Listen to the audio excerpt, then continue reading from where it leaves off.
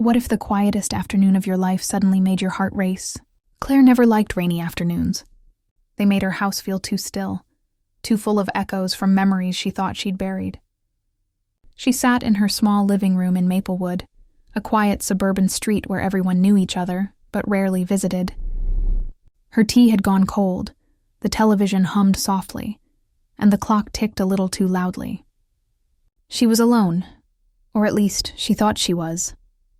The rain outside had turned heavier, streaking the windows with long silver lines. She pulled the blanket tighter around her shoulders and sighed. It was one of those gray days that reminded her how long she'd been by herself. Her husband Daniel had moved out a year ago. A peaceful separation, they called it. No shouting, no broken plates, just two people who quietly stopped trying. He'd moved to Seattle. She stayed here, surrounded by the furniture they once chose together. The doorbell rang. Once. Then again, softer. Claire frowned. Visitors were rare these days. She placed her cup down and walked to the door, brushing a strand of hair from her face. When she opened it, her heart jumped. Standing there, slightly drenched from the rain, was Ethan, her neighbor's son. He used to live next door when he was a teenager. Back then, he was all skinny limbs, awkward smiles, and too much energy. She hadn't seen him in years, not since he'd gone off to college. But the boy she remembered wasn't standing there anymore. This was someone taller, broader, older. His eyes still had that same spark, but his voice, deeper now, carried something else. Confidence. Calm. "Hey, Claire," he said with a half smile, brushing water from his hair. "Sorry to bother you. My mom got locked out. She said she'll be back in a few minutes.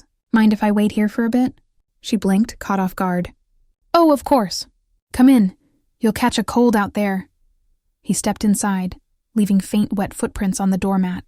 The smell of rain followed him, fresh, sharp, comforting in a strange way. Claire closed the door and tried not to notice how different his presence felt in her quiet space. Ethan looked around the room, hands in his jacket pockets. "You still have that same blue couch," he said, smiling. "I remember sitting on it when I was 12.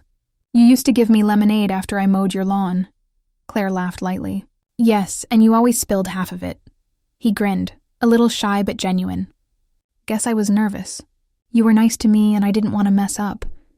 That made her pause. She hadn't expected him to remember something so small. He walked toward the couch and sat down, his hand brushing the fabric like he was touching a memory. She hesitated for a second, then joined him, sitting a polite distance away. The rain tapped against the window again, steady and rhythmic. For a moment, neither of them spoke. Claire tried to focus on the sound, but her thoughts kept drifting to the young man sitting beside her. He wasn't that awkward kid anymore. There was something steady in him now, something she couldn't quite define. Ethan looked at her, smiling softly. "You look exactly the same, you know, maybe a little calmer. But the same," she smiled, though part of her felt the sting of that word, same. Because she didn't feel the same. She felt older, a little worn, like the rain had slowly washed color from her days. "How's college life?" she asked, trying to sound casual. "Graduated last month," he said. "Came home for a while before starting work in Toronto." "Toronto?" she repeated. That's exciting," he nodded, leaning back on the couch. "Yeah, it's a bit scary too, but it feels right." Claire nodded, pretending to listen, though her heart felt a strange flutter. He was talking like an adult now, about jobs, cities, choices. Somewhere along the way, time had turned that boy next door into a man. Thunder rolled faintly in the distance. Ethan's phone buzzed, but he ignored it. Instead, he looked at her, really looked, and she felt suddenly seen, as if the silence between them wasn't uncomfortable at all, but familiar. "I miss this place," he said quietly. "Maplewood, your living room. Everything feels like time stopped here." "Maybe it has," she said before she could stop herself. He smiled, tilting his head. "You mean you never left?" "I guess not," she replied. "Some people stay where they last felt safe." Their eyes met, and lingered. For a brief second, Something unspoken passed between them. Claire looked away first, her cheeks warming. She reached for her mug, though she knew the tea was cold. Ethan chuckled softly. "You still drink chamomile. You remember that?" she asked, surprised. He shrugged. "I remember a lot of things." He said it simply, but the way he said it made her heartbeat quicken. She wanted to ask what things, but she didn't. Instead, she looked toward the rain again. The room felt smaller somehow, filled with something heavy, but not unpleasant. Just there. He leaned forward, elbows on his knees. "You ever get lonely here, Claire?" The question caught her off guard. "Sometimes," she admitted. "But I guess everyone does." He nodded. "I used to think you were the loneliest, happy person I knew." She laughed, surprised by his honesty. "That's a strange thing to say." "I mean it as a compliment," he said quickly. "You always smiled, but your eyes looked like they were waiting for someone who never came." The words landed like a whisper she'd heard before. From herself, in the quiet nights when she couldn't sleep. She looked at him then. Really looked. The boy who used to run through sprinklers in his front yard was gone. This was a man, and his presence felt different. Stronger. Real. The clock ticked softly. The rain slowed. Claire's heart didn't. Ethan leaned back, his arm resting on the top of the couch, close enough for her to feel the warmth of his sleeve near her shoulder. Not touching, but almost. She could smell the faint mix of rain and his cologne, something clean, something young. It made her feel suddenly aware of every small detail, the hum of the TV, the flicker of light across the floor, the rhythm of her breathing. He turned his head slightly toward her. "You okay?" "Yeah," she said too quickly. "You look nervous." "Maybe I am," he smiled. "Why? I'm not sure," she said honestly. For a moment, there was silence again. That same strange quiet filled with tension neither of them understood. He shifted slightly, closing the small space between them. The movement was slow, almost hesitant. Then, before she could think, he was sitting right beside her. Her heart jumped. He didn't touch her. He didn't need to. The closeness alone felt like something impossible. "I forgot how calm this house feels," he said softly. "It's different from anywhere else." Claire looked at him, at the small scar on his chin, the rain still clinging to his hair, the warmth in his eyes. She realized then how much time had changed him, and how much time had changed her. She wanted to say something, anything to break the strange silence. But her words wouldn't come. "Ethan," she finally whispered, "you should probably wait for your mom next door. She'll be back soon." He didn't move, just smiled faintly. "I know, but I like it here." And that simple sentence, innocent on the surface, made her pulse race faster than any storm outside. The air between them grew heavy again. Claire could feel every second stretch longer than the last. She didn't know if she should stand, speak, or stay still. Her thoughts tangled between logic and something that felt dangerously close to longing. The rain slowed to a soft drizzle. The wind quieted. The world outside felt far away, like it had stopped existing for just this moment. Ethan turned his head toward her again, his voice almost a whisper. "You ever think about how fast time moves?" "All the time," she replied softly. He smiled. "Feels like I blinked and suddenly you're different." Claire's breath caught. Different how? He thought for a second, eyes softening. Just not who I remembered. In a good way. She looked away quickly, afraid of what might show in her expression. Her fingers tightened around the edge of the blanket. He leaned back, eyes still on her. "You're quiet again. I'm just thinking," she said, her voice unsteady. "About what?" She swallowed hard. About how sometimes people come back at the wrong time. He tilted his head. "Or maybe the right one." Claire looked at him, and for the first time that day, she couldn't tell whether she was afraid or alive. A distant car horn broke the silence. Faint, but real. Ethan stood slowly, glancing toward the window. "That's probably Mom. Guess she found her keys." Claire nodded, though her heart wanted him to stay just a little longer. He turned back to her, hand resting lightly on the couch. "It was good seeing you, Claire, really." She forced a small smile. "You too, Ethan." He walked to the door, then paused, looking at her one last time.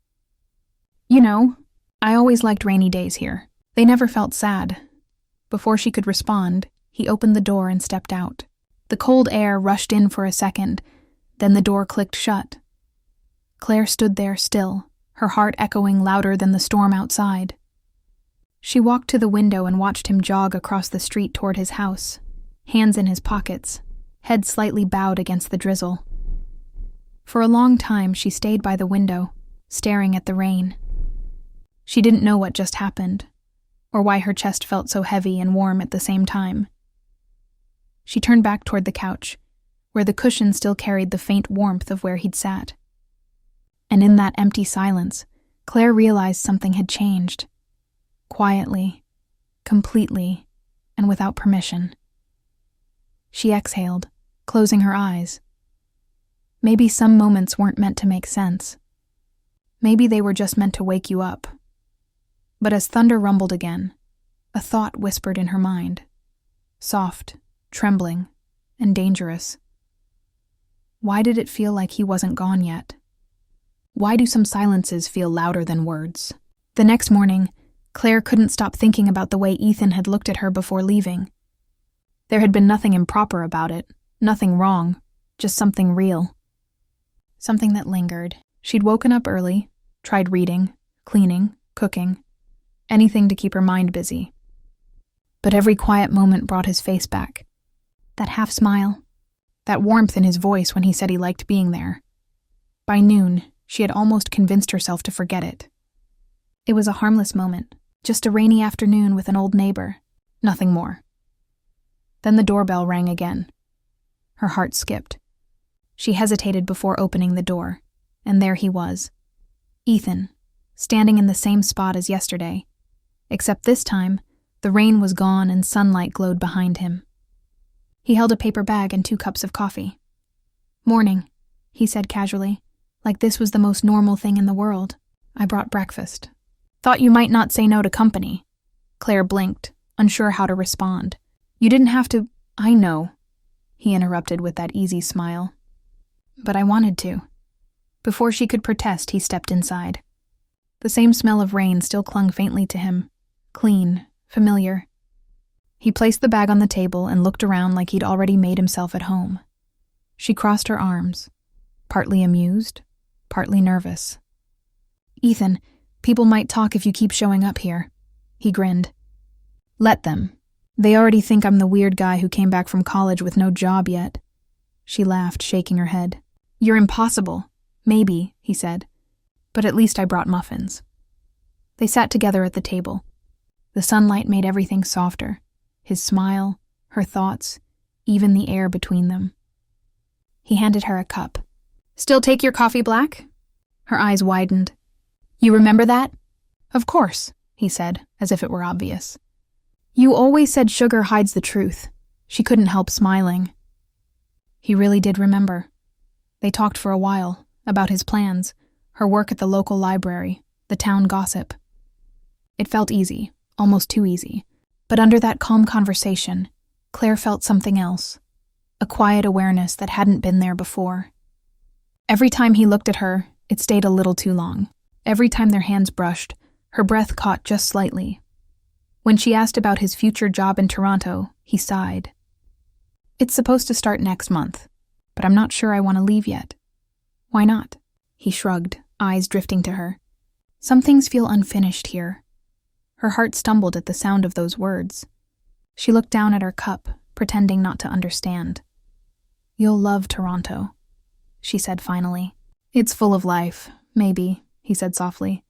"But life isn't always where the crowd is." The silence after that stretched too long. She could feel him watching her, and every second of that gaze felt like an unspoken question she wasn't ready to answer. To break the tension, she stood up quickly. "You want more coffee?" He smiled faintly. "Only if you sit back down." She did, reluctantly.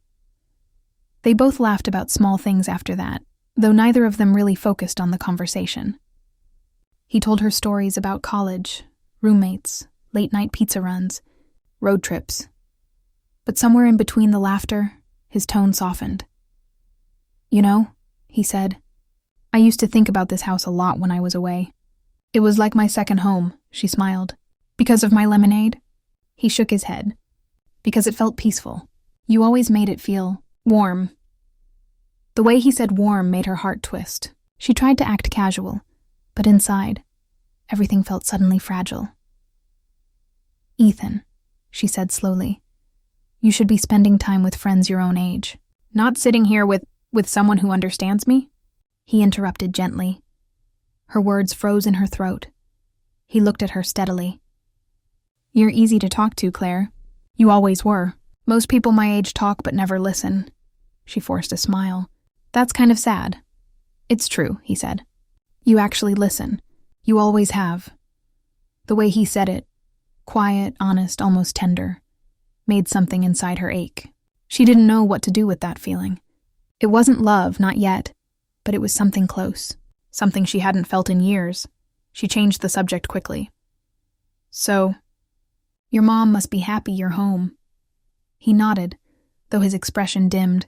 "Yeah, she worries too much. Keeps asking when I'll settle down." Claire laughed. "That's what moms do, yeah. But she doesn't understand that some things can't be rushed." He paused, then added, "Like finding where you really belong." Her chest tightened. Before she could respond, his phone buzzed again.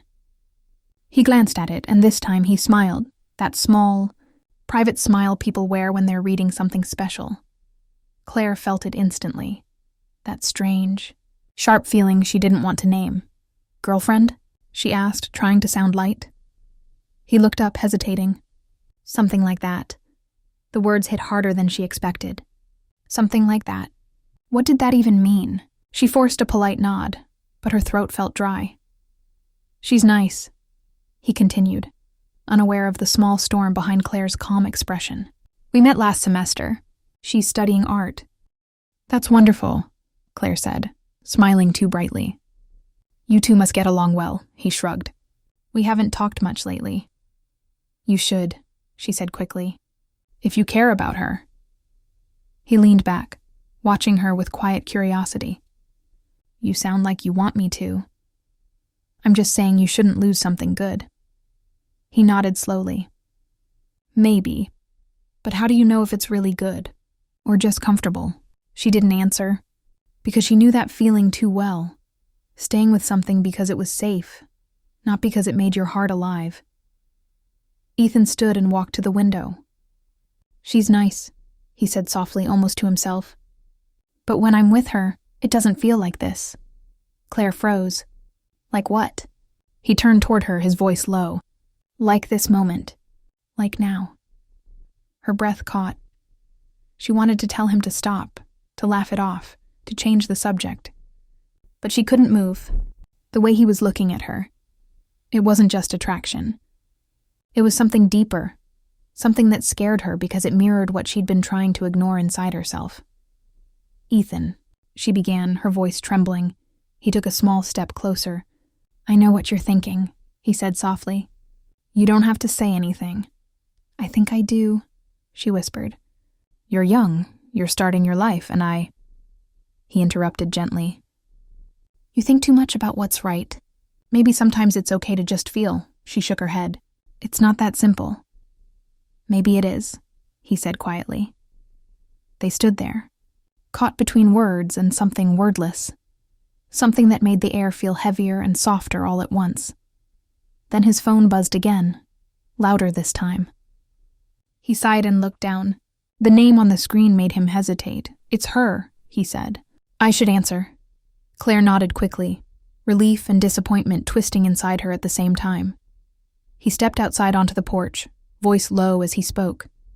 Through the window, she saw him smiling faintly, pacing slowly. That same soft tone, the one she used to crave from Daniel, the one she hadn't heard in years. She turned away. Her chest ached in a way she didn't expect. It wasn't jealousy, not exactly. It was more like realization. When Ethan came back inside, he looked apologetic. "Sorry," he said quietly. "She just wanted to check in." "That's okay," she said, forcing a small smile. "You should go. She's probably waiting for you." He looked at her for a long second. "You want me to leave?" She hesitated. "I think it's better." He nodded slowly but didn't move. "You're mad at me." "I'm not," she said too quickly. "You are," he said softly. "You won't even look at me." Claire's eyes flicked up, and their gazes locked. And suddenly, every excuse, every reason she'd been clinging to felt thin. She opened her mouth, but no sound came out. "Ethan," she finally whispered, "please don't make this harder." He frowned, stepping closer. "Why do you keep pushing me away?" "Because someone has to," she said, her voice breaking just slightly. For a long moment, he said nothing. Then, in a tone softer than before, he whispered, "You're afraid, aren't you?" She met his eyes, steady, calm, knowing, and said quietly, "Yes." He smiled sadly. "I wish you weren't." Before she could reply, his phone buzzed again. This time he didn't even check it. He slipped it into his pocket, eyes still on her. "I should go," he said finally. Claire nodded. "That's probably best." He walked to the door but paused again, hand on the handle. "Claire," he said softly, "if I said I came here yesterday for a reason, would you believe me?" She looked up sharply. "What reason?" He hesitated. "Because I couldn't stop thinking about you." Her heart froze. "Ethan..." But before she could say another word, he opened the door and left. The silence that followed was deafening. Claire stood there, staring at the door as if he might walk back in. Her pulse wouldn't slow. The room felt too quiet, too full of his voice, his scent, his memory. She walked to the couch and sat down slowly, replaying every word in her head. "Because I couldn't stop thinking about you." The words echoed again and again until her eyes blurred with tears she didn't understand. Maybe it was confusion, maybe fear, or maybe, just maybe, it was the first flicker of something she hadn't let herself feel in years. Outside, the sun dipped low, throwing gold across the rain-damp streets. Inside, Claire sat frozen, holding her coffee cup like an anchor. She didn't notice that her phone buzzed, a message from Ethan lighting up her screen. It read, "I didn't mean to make things awkward, but I meant every word." She stared at it for a long time, her lips parted, her heart trembling.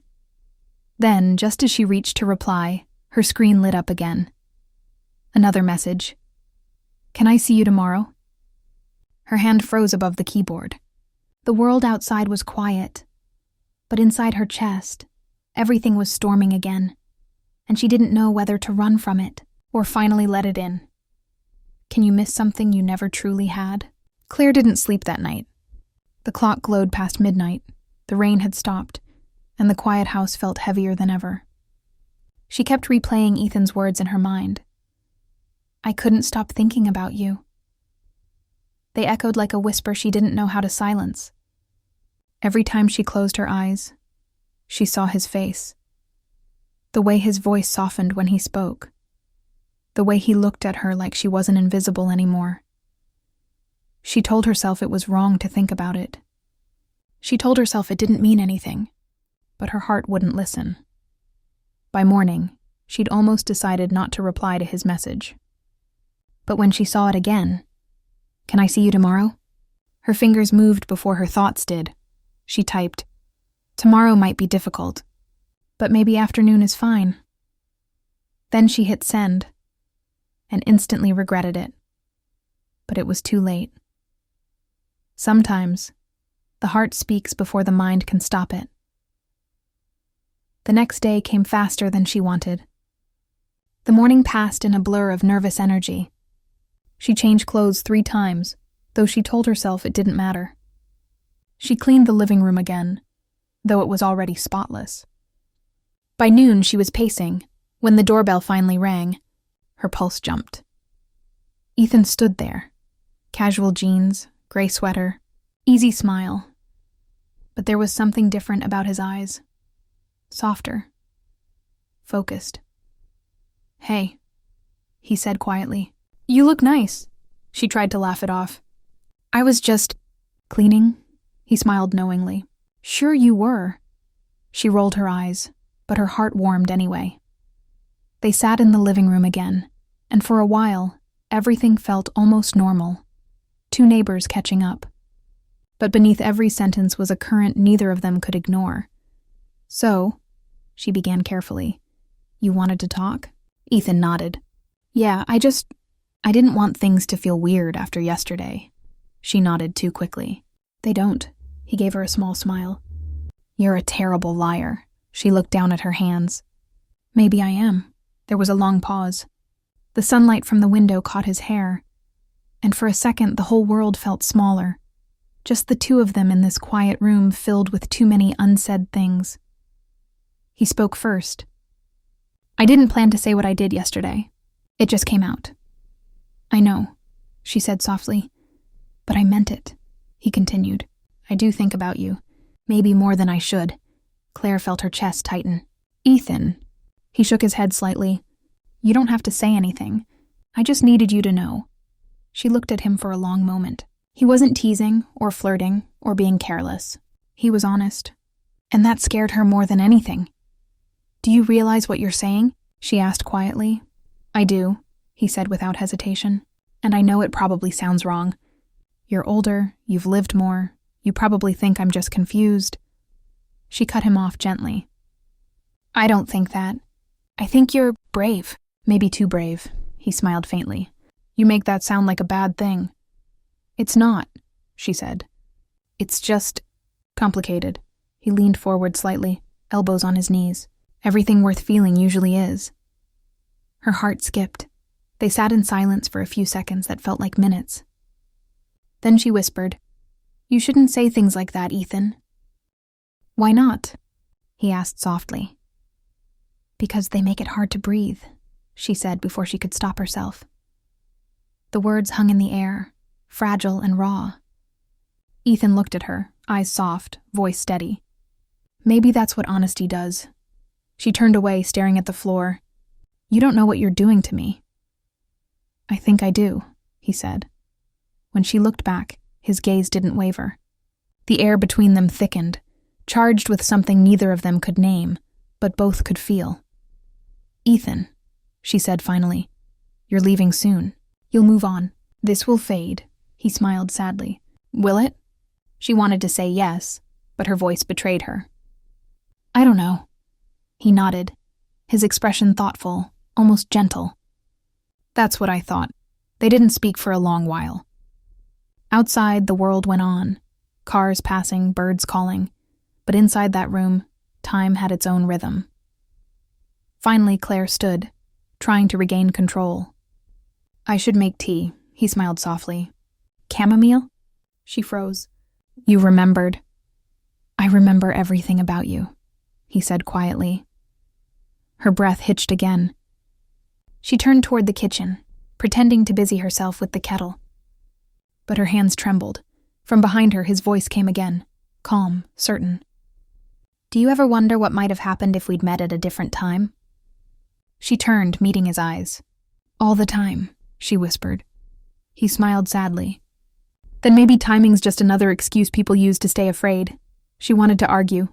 She wanted to tell him that life wasn't a story, that love couldn't rewrite the rules. But instead, she said nothing. When she placed the cups on the table, he reached out without thinking and touched her hand. It was just a brush, brief, accidental, but it felt like electricity. She froze. He didn't move his hand away immediately, and she didn't either. Their eyes met again, and in that moment, every reason, every fear, every line between right and wrong blurred completely. Then the kettle clicked off behind her, snapping them both back to reality.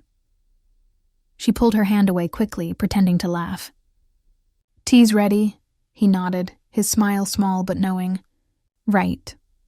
They drank in silence, both pretending it was just tea, pretending their hearts weren't pounding loud enough to fill the room. Finally, he said, "You know what's funny? I never used to believe in fate," she smiled weakly. "And now?"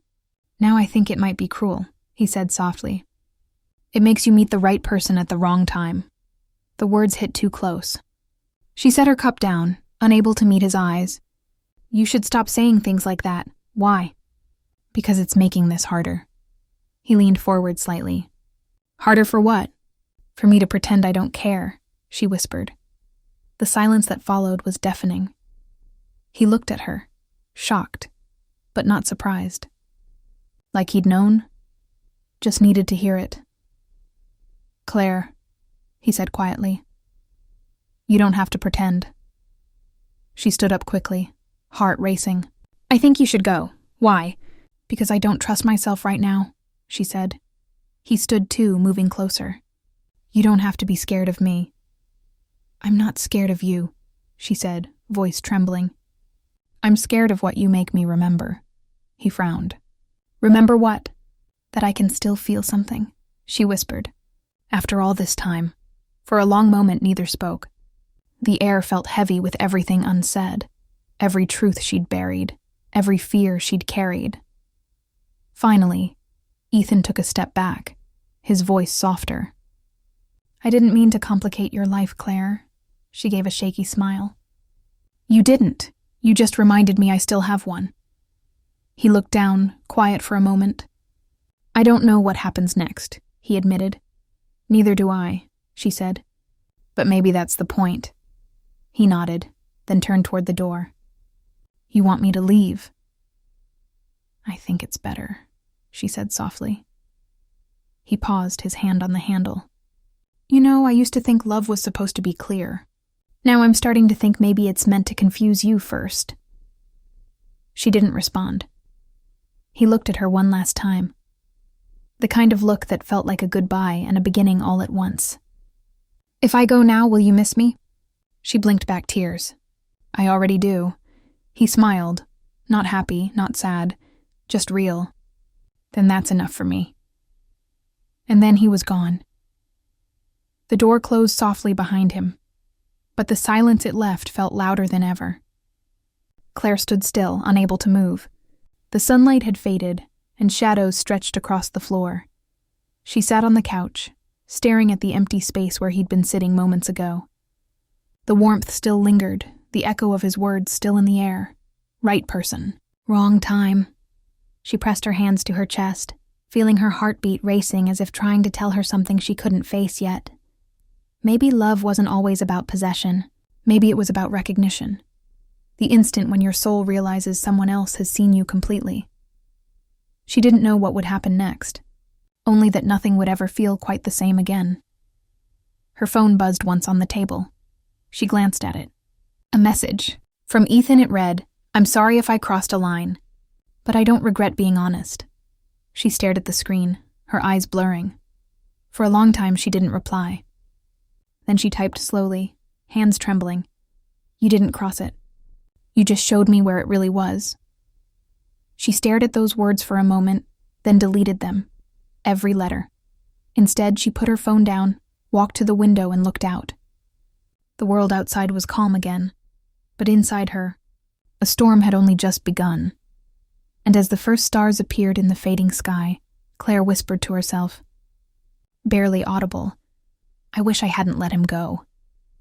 The phone buzzed again. This time, it wasn't a message. It was a call. From Ethan. Her hand hovered over the screen, her heart thundering. She didn't know what to say, what to feel, or what would happen if she answered. But deep down, she already knew. Everything would change the moment she did. What if love arrives when you no longer expect it? Claire's phone kept ringing, the screen glowing in the dim room. Ethan's name flashed over and over again like a heartbeat she couldn't ignore. Her hand hovered above it, torn between reason and feeling. She wanted to let it ring out, to protect herself from what might follow. But some part of her, small and trembling, whispered that maybe she'd been protecting herself for too long. She took a deep breath and answered. "Hello?" There was silence for a second, the kind that carried too many things unsaid. Then Ethan's voice came through, soft but certain. I didn't think you'd pick up." "I almost didn't," she said truthfully. "I just wanted to hear your voice once more," he admitted. Her heart tightened. "Ethan, you shouldn't call me." "I know," he said, "but I couldn't stop myself." She closed her eyes, leaning against the wall. "What do you want from me?" "I don't know," he said honestly.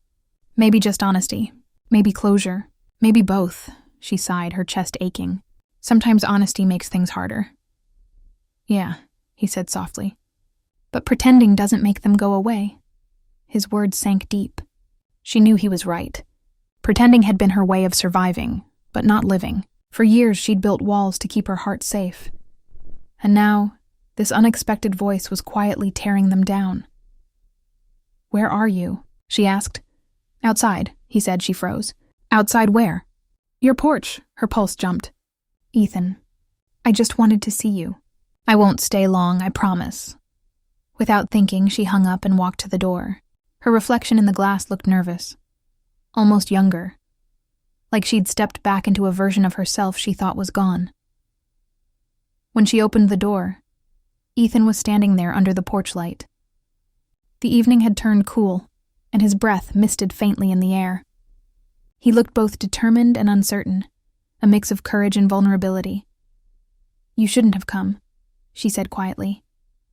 "I know," he replied, stepping closer. "But I had to. Why?"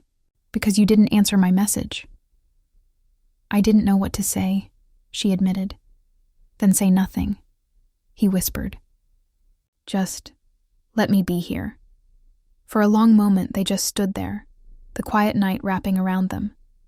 The porch light flickered slightly, throwing soft shadows on their faces. Finally, Claire sighed. "Come inside. You'll catch a cold," Ethan smiled faintly. "You always say that." She didn't reply, but she moved aside, and he stepped in. The living room felt exactly like before, yet completely different. It wasn't the rain this time, it was them. Something had changed. Ethan looked around and smiled softly. "I didn't come to confuse you. Then why are you here?" He looked at her, eyes steady. "Because I can't stop thinking about you, and pretending it's nothing is worse than saying it aloud." She took a shaky breath. "You're leaving soon, Ethan. You'll forget this." He shook his head. "You don't forget people who change how you see the world." His words struck deep. Claire looked away, her throat tight. "You shouldn't say things like that." "Why?" "Because they make me believe you mean them." He took a small step closer. "What if I do?" She looked up at him, his face calm, his eyes sincere. "Then you'll get hurt." "Maybe," he said quietly. "But some things are worth getting hurt for." The room felt too still. The only sound was the soft ticking of the clock, marking every second that hung between them. Ethan broke the silence first. "You told me once that some people stay where they last felt safe. Maybe that's why I came back here." Her eyes softened. "And are you safe now?" He smiled faintly. "Ask me when I leave." She wanted to tell him not to say things like that, but her voice wouldn't come. Instead, she just stood there, caught between fear and something she couldn't name. Finally, she whispered, "You should go before we make this worse." He tilted his head. "Worse or real?" Her heart thudded painfully. "Ethan?" He stopped her with a quiet voice. "Do you know what I see when I look at you?" She shook her head. "I see peace," he said. "I see someone who makes chaos feel like home." She blinked, caught off guard. "You shouldn't say things like that." "I know," he said with a sad smile. "But I had to before I go." There it was, the thing she'd tried to ignore. "Before I go," her voice broke slightly. "When?" "Tomorrow morning." She felt it like a punch to the chest. "So this is goodbye?" He looked at her for a long moment. "It doesn't have to be. But it should," she said softly. "Some things aren't meant to last." He nodded, but his eyes didn't agree. "Maybe, but that doesn't make them less real." They stood in silence again, both knowing this moment wouldn't come back. The kind of silence that holds every word you wish you'd said. Finally, Claire whispered, "You should go get some sleep." He nodded slowly. Will you come outside for a second? Just to say goodbye properly. She hesitated, then nodded. They stepped out onto the porch. The night air was cool and clear, and the faint hum of crickets filled the space between their words. The street was empty, the town asleep. Ethan turned to her. Thank you for letting me in again. Not just tonight, but everything. She smiled sadly. You didn't need my permission. He took a small step forward. Maybe not. But I needed your trust. She looked up at him, eyes glistening. You had it. He smiled. That same soft, lopsided smile that had made her heart skip since the first day. Good. They stood there, neither moving, both knowing what was about to happen, and both too afraid to stop it. Finally, Ethan said, If this is the last time I see you, I want to remember you smiling. She tried, but her lips trembled. You'll find someone your age who makes you happier, Ethan. He shook his head. Maybe. But I'll always compare them to you. Her eyes filled before she could stop them. Don't say that. He reached out and gently brushed a tear from her cheek. Then don't cry. I can't help it. Neither can I, he whispered. For a heartbeat, the world felt perfectly still. Then, before she could say anything, he leaned in. Not enough to cross the line, just enough for his forehead to rest softly against hers. It wasn't a kiss. It wasn't a confession. It was a goodbye wrapped in silence. She closed her eyes, feeling the warmth of his breath, the faint tremor in his voice when he said, Thank you for making me feel seen. When he stepped back, she couldn't speak. He turned, walked down the porch steps, and stopped by the sidewalk. Goodbye, Claire, he said quietly. She wanted to say stay, but the word caught in her throat, so she just whispered, Goodbye, Ethan. He smiled once more, then walked away. She watched him until he disappeared around the corner, his figure fading into the night. Only then did she realize she was trembling. When she went back inside, the house felt impossibly quiet. She stood in the middle of the living room, surrounded by the ghost of what had just happened. The couch, the table, the air itself seemed to remember him. She sat down slowly, her hands trembling, her mind replaying every word. Maybe timing's just an excuse people use to stay afraid. The truth hurt because it was real. She had been afraid, not of him, but of herself, of feeling again, of the possibility that it wasn't too late to love or to be loved. She stayed there for hours, lost in thought, until the first light of dawn began to creep through the curtains. Her phone buzzed once. A message. It was from Ethan. Thank you for everything. I'm leaving now. I didn't say it last night, but I hope someday you'll stop being afraid of what you deserve. Her eyes filled again, but this time she smiled through the tears. She typed back, Take care, Ethan. And thank you for reminding me that hearts don't age, only people do. Then she hit send. The message showed delivered, but not read. Maybe he was already on the road. Maybe it didn't matter. She stood, walked to the window, and watched the sunrise paint the street gold. The world looked quiet, but something inside her had changed forever. The days that followed were quiet too. Work, coffee, silence. But the quiet no longer felt empty. It felt alive, like her heart had learned to beat again after a long sleep. And then, one evening, a week later, she found something on her porch.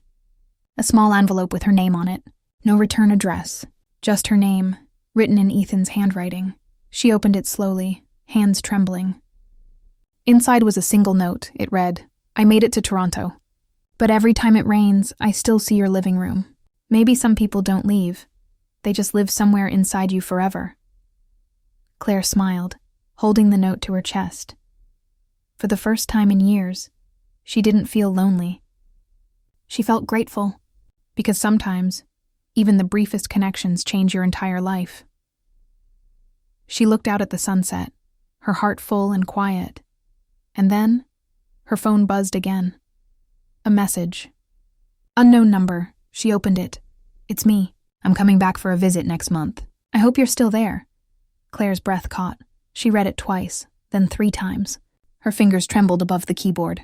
Outside, The sky turned gold, and somewhere far away, thunder rumbled softly, the same way it had the day everything began. Her lips parted, but she didn't type anything yet. She just whispered to herself, "Some stories don't end. They just wait." And as the screen glowed against her face, her heart whispered one truth she couldn't deny. She would see him again.